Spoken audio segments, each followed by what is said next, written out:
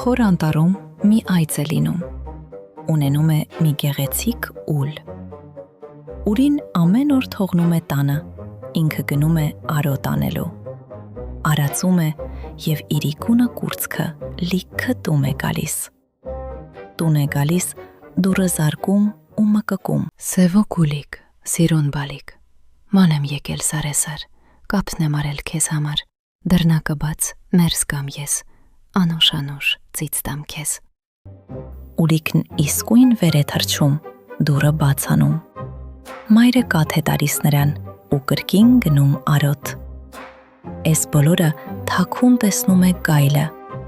Մի իրիկուն այծից առաջ գալիս է, դուրը զարկում ու իր հաստ ձայնով կանչում. Սևու կուլիկ, սիրուն բալիկ, ման եմ եկել սարեսար, կաթն եմ արել քեզ համար, դռնակը բաց, ներս գամ ես,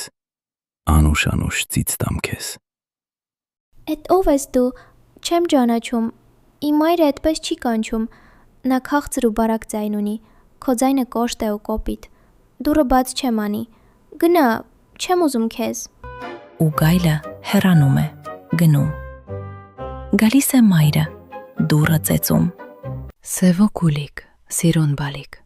ման եմ եկել սարեսար, կապն եմ արել քեզ համար, դռնակը բաց, ներս գամ ես, անուշ ծից տամ քեզ։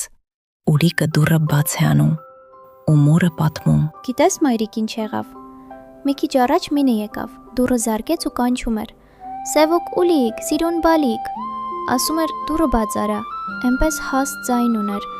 էնպես վախեցա, դուրը բաց չարի, ասի չեմ ուզում, գնա։ Սևուկ ջան, ինչ լավ է եղել, որ բաց չես արել, էդ գայլն է եղել, եկել է որ քեզ ուտի, մյուս անգամ էլ որ գա, բաց չանես, ասա գնա, թե չէ իմ մայրը քեզ կսպանի իր սուրբ օզերով։